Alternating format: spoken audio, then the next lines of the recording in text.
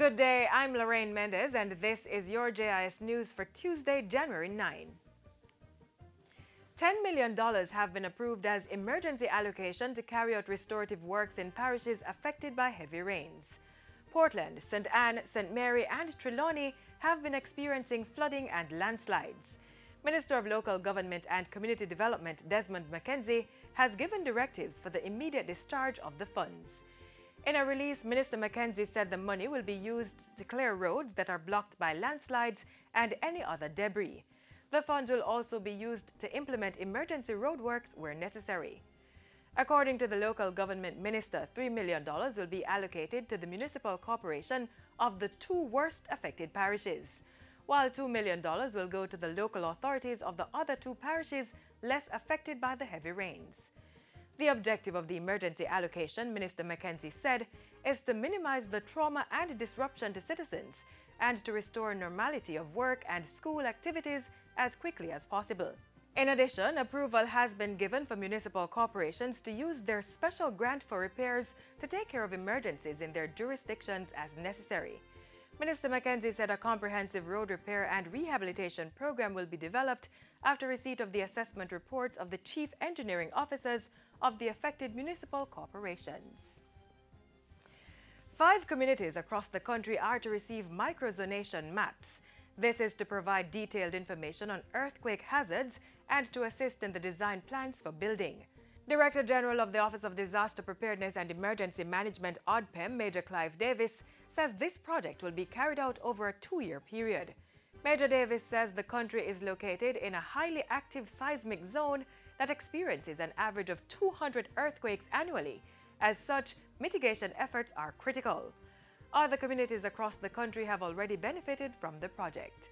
The OPM has continued over a number of years to take steps to mitigate against, to prepare the nation for the possible impacts of major earthquakes. Major Davis was addressing yesterday's press launch of Earthquake Awareness Week 2018. Earthquake Awareness Week started on Sunday under the theme, Preparing for the Quake Helps Reduce Damage After the Shake. Several activities are planned, including volunteer training for media practitioners and special awareness sessions.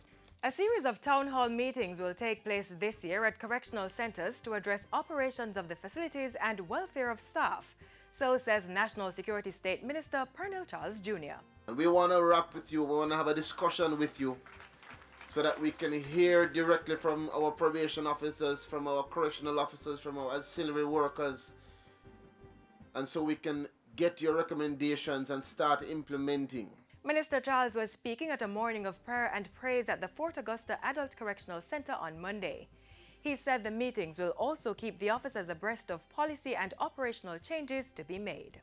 We also have a number of activities that we hope will build a better framework for the DCS, identifying rehabilitation officers specifically, and setting up the kind of transformation of our organizational structure so that it helps us to have better management and accountability.